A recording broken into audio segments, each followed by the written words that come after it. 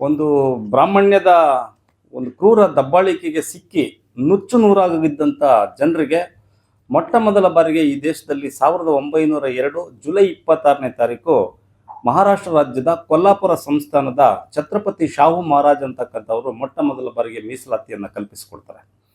ಅವರಿಂದ ಪ್ರೇರೇಪಿತರಾದಂಥ ಕರ್ನಾಟಕ ರಾಜ್ಯದ ನಾಲ್ವಡಿ ಕೃಷ್ಣರಾಜ ಒಡೆಯರ್ರವರು 1917ನೇ ಇಸ್ವಿನಲ್ಲಿ ಈ ದೇಶದಲ್ಲಿ 75% ಮೀಸಲಾತಿಯನ್ನು SC/STಗಳಿಗೆ ಮತ್ತು OBCಗಳಿಗೆ ಮತ್ತು ಹಿಂದುಳಿದ ಜಾತಿಗಳಿಗೆ ಕಲ್ಪಿಸಿಕೊಡ್ತಾರೆ.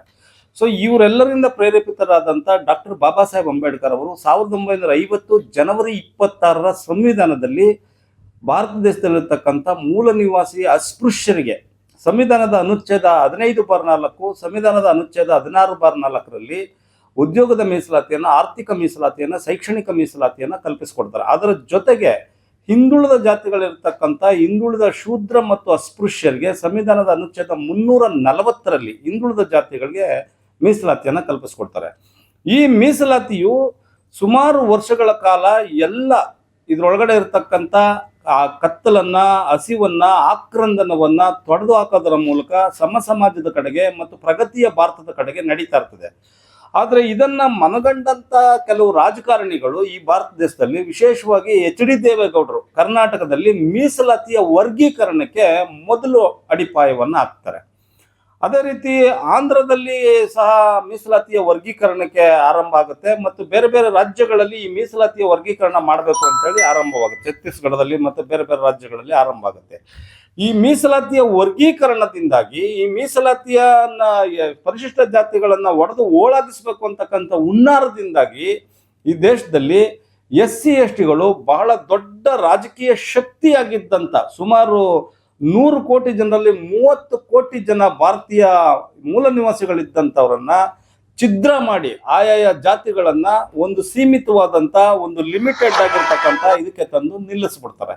ಸೊ ಅದರ ಪರಿಣಾಮವಾಗಿ ಕರ್ನಾಟಕದಲ್ಲೂ ಕೂಡ ಸುಮಾರು 1,10,00,000 ಇದ್ದಂಥ SC/STಗಳನ್ನ ಇವತ್ತು ಒಲೆಯರನ್ನ 30-35 ಲಕ್ಷಕ್ಕೆ, ಮಾದಿಗರನ್ನ 40-45 ಲಕ್ಷಕ್ಕೆ, ಬೋವಿಗಳನ್ನ, ಲಂಬಾಣಿಗಳನ್ನ 20 ಲಕ್ಷಕ್ಕೆ ಈ ರೀತಿ ವಿಭಜನೆಗೊಳಿಸಿ ಈ ರೀತಿ ಅವ್ರನ್ನೆಲ್ಲರನ್ನೂ ಕೂಡ ಬಲಹೀನರನ್ನಾಗಿ ಮಾಡಿ, ಶಕ್ತಿಹೀನರನ್ನಾಗಿ ಮಾಡಿ ಮೀಸಲಾತಿ ಅಡಿನಲ್ಲಿ ವರ್ಗೀಕರಣ ಮಾಡೋದ್ರ ಮೂಲಕ ಒಂತಾಯಿ ಮಕ್ಕಳಾಗಿದ್ದಂಥ ಒಲೆಯರನ್ನ, ಮಾದಿಗರನ್ನ, ಬೋವಿಗಳನ್ನ, ಲಂಬಾಣಿಗಳನ್ನ, ಕೊರ್ಮರನ್ನ, ಕೊರ್ಚರನ್ನ ಮತ್ತು ಈ ಸಮುದಾಯಗಳ ಒಳಗಡೆ ಇರತಕ್ಕಂಥ ಅಲೆಮಾರಿ, ಅರೆ ಅಲೆಮಾರಿಗಳನ್ನು ಸೇರಿದಂಗೆ 101 ಜಾತಿಗಳನ್ನ ಇವತ್ತು ಮಚ್ಚು ಕೊಟ್ಟು ಕಾಂಗ್ರೆಸ್ ಸರ್ಕಾರ, ದಳ, BJP ಸರ್ಕಾರಗಳು ಇವತ್ತು ನಿಲ್ಲಿಸಿದ್ದಾವೆ. ಇದ್ರ ಪರಿಣಾಮವಾಗಿ ಕೂತಲ್ಲಿ ನಿಂತಲ್ಲಿ ಕತ್ತಿ ಮಸಿಯುವಂತಾಗ್ಬಿಟ್ಟಿದ್ದಾರೆ ಈ ಜನರು. ಆ ಥರದ ಒಂದು ಇದಕ್ಕೆ ಮಾಡಿದ್ದಾರೆ. ಅಹಿಂದ ನಾಯಕ ಅಂತ ಹೇಳ್ತಕ್ಕಂಥ ಸಿದ್ದರಾಮಯ್ಯ, ಅಹಿಂದ ಸರ್ಕಾರ ಅಂತ ಹೇಳ್ತಕ್ಕಂಥ ಕಾಂಗ್ರೆಸ್ಸು ಈ ಅಹಿಂದ ವರ್ಗದಲ್ಲಿರ್ತಕ್ಕಂಥ ದಲಿತರನ್ನ ಈ ಮೀಸಲಾತಿ ಹೆಸರಿನಲ್ಲಿ ಈ ರೀತಿ ಛಿದ್ರಗೊಳಿಸಿ ಅವರೊಳಗಡೆ ಇದ್ದಿರ್ತಕ್ಕಂಥ ಒಂದು ರಾಜಕೀಯ ಮಹತ್ವಾಕಾಂಕ್ಷೆಯನ್ನ ಮತ್ತು ಶೈಕ್ಷಣಿಕ ಮಹತ್ವಾಕಾಂಕ್ಷೆಯನ್ನು ಹೊಸ್ಕಿ ಆಗ್ತಾ ಇರ್ತಕ್ಕಂಥದ್ದು ಎಷ್ಟರ ಮಟ್ಟಿಗೆ ಸರಿ ಇದೆ ಅಂತಕ್ಕಂಥದ್ದನ್ನ ನಾವಿವತ್ತು ಗಂಭೀರವಾಗಿ ಅವಲೋಕಿಸಬೇಕಾಗಿದೆ ಸ್ನೇಹಿತರೆ. ಅದೇ ರೀತಿ BJPನಲ್ಲಿರ್ತಕ್ಕಂಥ ವಾದಿರಾಜ್ ಅಂತಕ್ಕಂಥವ್ರು, ವಾದಿರಾಜ್ಗೂ ಮಾದಿಗ ಸಮಾಜಕ್ಕೂ ಸಂಬಂಧ ಏನಿದೆ?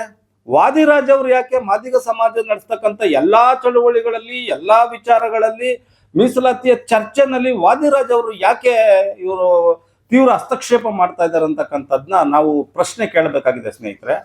ಅದೇ ರೀತಿ ಇವತ್ತು ಏನು ಮಾದಿಗರಿಗೆ ಮತ್ತು ಒಲೆಯರಿಗೆ ಇಬ್ಬರಿಗೂ ಕೂಡ ಒಂದು ಕತ್ತಿ ಮಚ್ಚನ್ನ ಕೊಟ್ಟು ಕಾಂಗ್ರೆಸ್ ಸರ್ಕಾರ ಕಾದಾಟಕ್ಕೆ ನಿಲ್ಲಿಸಿದೆ. ಈ ಕಾದಾಟದ ಜೊತೆಗೆ BJPಯವರು, ದಳದವರು ಮತ್ತು ಅನ್ಯ ಪಕ್ಷಗಳವರು, ಎಲ್ಲ ಪಕ್ಷಗಳವರು ಕೂಡ ಇವತ್ತು ಅವ್ರಿಗೆ ಗೊಬ್ಬರ ನೀರು ಹಾಕಿ ಅದನ್ನ ಪೋಷಿಸ್ತಾ ಇಡೀ ಶೋಷಿತ ಸಮುದಾಯಗಳನ್ನ ತಮ್ಮ ಗುಲಾಮರನ್ನಾಗಿ ಮಾಡ್ಕೊಳ್ಳೋದಕ್ಕೋಸ್ಕರ ಈ ಎಲ್ಲ ವ್ಯವಸ್ಥೆಯನ್ನ ಮಾಡ್ತಾ ಇದ್ದಾರೆ. ಹಾಗಾಗಿ ಈ ಬಜೆಟ್ನಲ್ಲಿ ಸಮಾಜ ಕಲ್ಯಾಣ ಸಚಿವರಿದ್ದಾರೆ ಯಾರು? HC ಮಹಾದೇವಪ್ಪನವರ ಮೂಗುನಡಿನಲ್ಲಿ ನಡೀತಕ್ಕಂಥ ಈ ಒಂದು ನಾಗಮೋಹನ್ ದಾಸ್ ವರದಿಯ ಪರಿಶೀಲನೆ ಇದೆಯಲ್ಲ, ಅದು HC ಮಹಾದೇವಪ್ಪನಿಗೆ ಗೊತ್ತಾಗದೇ ಇದ್ದಂಗೆನೆ ಅದು ಮುಂದಕ್ಕೆ ಹೋಗಿದೆ ಅಂತಂದ್ರೆ HC ಮಹಾದೇವಪ್ಪನವ್ರು ಏನ್ ಮಾಡ್ತಿದ್ದಾರೆ ಮತ್ತು ಪರಮೇಶ್ವರ್ ಅವ್ರು ಏನ್ ಮಾಡ್ತಾ ಇದ್ದಾರೆ, RDPR ಮಂತ್ರಿಗಳಾಗಿರ್ತಕ್ಕಂಥ ಪ್ರಿಯಾಂಕ್ ಖರ್ಗೆ ಅವ್ರು ಏನ್ ಮಾಡ್ತಿದ್ದಾರೆ? ಸೊ ಇವೆಲ್ಲವೂ ಕೂಡ ಅಂದ್ರೆ ಸರ್ಕಾರ ಇವರೆಲ್ಲರನ್ನು ಕೂಡ ಐಸೋಲೇಟ್ ಮಾಡಿ, ತಿಮ್ಮಾಪುರ್ ಅವ್ರನ್ನಿರ್ಬೋದು, ಮುನಿಯಪ್ಪನ್ನಿರ್ಬೋದು, ಮತ್ತೆ ಬೇರೆ ಬೇರೆ ಇಲ್ಲಿ ಇರ್ತಕ್ಕಂಥ ಯಾವುದೇ ಮಾದಿಗ ಸಮಾಜದ ಲೀಡರ್ನ, ದಲಿತ ಸಮಾಜದ ಲೀಡರ್ನ ಐಸೋಲೇಟ್ ಮಾಡಿ ಅವ್ರಿಗೆ ಬೇಕಾಗಿರ್ತಕ್ಕಂಥ ವರದಿಗಳನ್ನ ನಾಗಮೋಹನ್ ದಾಸ್ ಅವರಿಂದ ಪಡೆದು ಈ ಜಾತಿಗಳನ್ನ ಛಿದ್ರಗೊಳಿಸೋದಕ್ಕೋಸ್ಕರ ಹುನ್ನಾರ ನಡೆಸಿದ್ದಾರೆ. ಆದ್ರಿಂದ ಈ ಏನು ಈ ವರ್ಗೀಕರಣ ಇರ್ತಕ್ಕಂಥ ಮೀಸಲಾತಿಯನ್ನ ಏನು ಮಾಡಿದ್ದಾರೆ ಇದು ತುಂಬಾ ಅವೈಜ್ಞಾನಿಕವಾಗಿ ಆಗಿದ್ದು. ಮತ್ತೆ ಮೂಲ ಮೀಸಲಾತಿಯ ಜನಕರಾಗಿರ್ತಕ್ಕಂಥ ಛತ್ರಪತಿ ಶಾಹು ಮಹಾರಾಜ್ ಅವರು, ನಾಲ್ವಡಿ ಕೃಷ್ಣರಾಜ ಒಡೆಯರ್ ಅವರು, ಡಾಕ್ಟರ್ ಬಾಬಾ ಸಾಹೇಬ್ ಅಂಬೇಡ್ಕರ್ ಅವರು, ಇವರೆಲ್ಲರ ಆಶಯಗಳಿಗೆ ಮತ್ತು ಇದ್ರ ಮಧ್ಯದಲ್ಲಿ ಬಂದಂತ ಆಯೋಗಗಳೇನಿದೆ, ಚಿನ್ನಪ್ಪ ರೆಡ್ಡಿ ಆಯೋಗ ಇರ್ಬೋದು, ಮಂಡಲ್ ಅವರ ಆಯೋಗ ಇರ್ಬೋದು, ಕಾಕಾ ಕಾಲೇಲ್ಕರ್ ಆಯೋಗದ ಶಿಫಾರಸುಗಳಿರ್ಬೋದು, ಈ ಎಲ್ಲಾ ಶಿಫಾರಸುಗಳನ್ನು ಕೂಡ, ಈ ಎಲ್ಲ ಆಯೋಗದ ವರದಿಗಳನ್ನು ಕೂಡ ಇವರು ಬುಡಮೇಲು ಮಾಡೋದ್ರ ಮುಖಾಂತರ ಈ ಶೋಷಿತ ಸಮಾಜಗಳನ್ನ ಒಡೆದು ಛಿದ್ರಗೊಳಿಸ್ತಕ್ಕಂಥ ಹುನ್ನಾರನೇ ಹೊರತು ಇವ್ರನ್ನ ಯಾವುದೇ ಕಾರಣದಿಂದ ಈ ಒಳ ಮೀಸಲಾತಿಯ ವರ್ಗೀಕರಣ ಮಾಡಿ ಅವ್ರನ್ನ ಅಭ್ಯುದಯ ಮಾಡಬೇಕು, ಅವ್ರನ್ನ ಶೈಕ್ಷಣಿಕವಾಗಿ, ಆರ್ಥಿಕವಾಗಿ ಮತ್ತು ರಾಜಕೀಯ ಮೀಸಲಾತಿಯಿಂದ ಮೇಲೆತ್ತಬೇಕು ಅಂತಕ್ಕಂಥ ಒಂದು ಇರಾದೆನೇ ಅವ್ರಿಗೆ ಇಲ್ಲ ಸರ್ಕಾರದವ್ರಿಗೆ.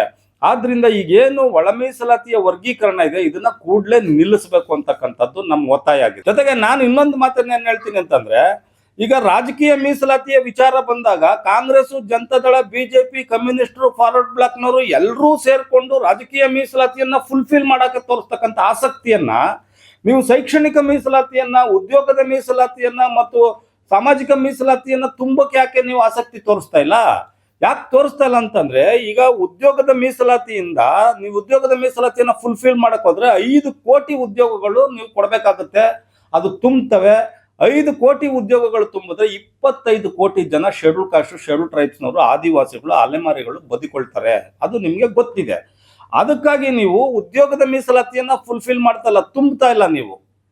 ಮತ್ತು ಶೈಕ್ಷಣಿಕ ಮೀಸಲಾತಿಯನ್ನ ತುಂಬಿದ್ರೆ ಶೈಕ್ಷಣಿಕ ಮೀಸಲಾತಿಯಿಂದ ಪ್ರಜ್ಞಾವಂತರು ಸೃಷ್ಟಿಯಾಗ್ತಾರೆ, ಪ್ರಶ್ನೆ ಮಾಡೋರು ಸೃಷ್ಟಿಯಾಗ್ತಾರೆ ಮತ್ತು ಅರ್ಹ ವ್ಯಕ್ತಿಗಳು ಸೃಷ್ಟಿಯಾಗ್ತಾರೆ. ಅದಕ್ಕಾಗಿ ನೀವು ಶೈಕ್ಷಣಿಕ ಮೀಸಲಾತಿಯನ್ನ, ಆರ್ಥಿಕ ಮೀಸಲಾತಿಯನ್ನ ಮತ್ತು ಉದ್ಯೋಗದ ಮೀಸಲಾತಿಯನ್ನ ತುಂಬುತ್ತಾ ಇಲ್ಲ. ಆದ್ರೆ ರಾಜಕಾರಣದ ಮೀಸಲಾತಿ ಇದೆಯಲ್ಲ, ರಾಜಕೀಯ ಮೀಸಲಾತಿ, ಇದನ್ನ ತುಂಬೋದಕ್ಕೆ ನೀವು ಬಹಳ ಉತ್ಸಾಹಕಾರವಾಗಿ, ಆಸಕ್ತಿದಾಯಕವಾಗಿ ಅದನ್ನ ತುಂಬ್ತಾ ಇದ್ರೆ. ಯಾಕೆಂದ್ರೆ ಅದ್ರಲ್ಲಿ ಸೃಷ್ಟಿಯಾಗ್ತಕ್ಕಂಥವ್ರು ರಾಜಕೀಯ ಮೀಸಲಾತಿಯಲ್ಲಿ ಗುಲಾಮರು ಸೃಷ್ಟಿಯಾಗ್ತಾರಲ್ಲ. ನಿಮ್ಗೆ ಬೇಕಾಗಿರೋದು ಗುಲಾಮರೇ ಹೊರತು ಪ್ರಜ್ಞಾವಂತರಲ್ಲ. ನಿಮ್ಗೆ ಬೇಕಾಗಿರೋದು ಗೋಣ ಬಗ್ಸೋರೇ ಹೊರತು ಪ್ರಶ್ನೆ ಮಾಡೋರಲ್ಲ. ಸೊ ಆದ್ರಿಂದ ಈ ಸರ್ಕಾರಗಳು SC STಗಳನ್ನ ದಮನ ಮಾಡೋದಕ್ಕೆ, ದಮನಿತರನ್ನ, ದುರ್ಬಲರನ್ನ ಹಾಳು ಮಾಡೋದಕ್ಕೆ ಈ ವರ್ಗೀಕರಣದ ಹೆಸರಿನಲ್ಲಿ ಇಲ್ಲದೇ ಇರತಕ್ಕಂಥ ಆಸೆಗಳನ್ನ ಹುಟ್ಟಿಸಿ ಎಡಬಲನ ಸೃಷ್ಟಿ ಮಾಡಿ ಮತ್ತು ಬೋವಿ ಲಂಬಾಣಿಗಳ ನಡುವೆ ಜಗಳ ತಂದಿಟ್ಟು, ವರ್ಮ ಸಮಾಜ ವಾಲ್ಮೀಕಿ ಸಮಾಜದ ನಡುವೆ ಕದನ ತಂದಿಟ್ಟು, ಆ ವಾಲ್ಮೀಕಿ ಸಮಾಜದ ದುಡ್ಡನ್ನ, ಬೋವಿ ಸಮಾಜದ ದುಡ್ಡನ್ನ ಮತ್ತು ಬೇರೆ ಬೇರೆ ಸಮಾಜದ ದುಡ್ಡನ್ನ ಇವತ್ತು ಅನ್ಯ ಯೋಜನೆಗಳಿಗೆ, ಗ್ಯಾರಂಟಿ ಯೋಜನೆಗಳಿಗೆ ಬಳಸ್ಕೊಂಡು ಇವ್ರನ್ನ ಬೀದಿ ಕಾಳಗಕ್ಕೆ ಹಚ್ಚಿರ್ತಕ್ಕಂಥದ್ದು ತಪ್ಪಾಗಿದೆ.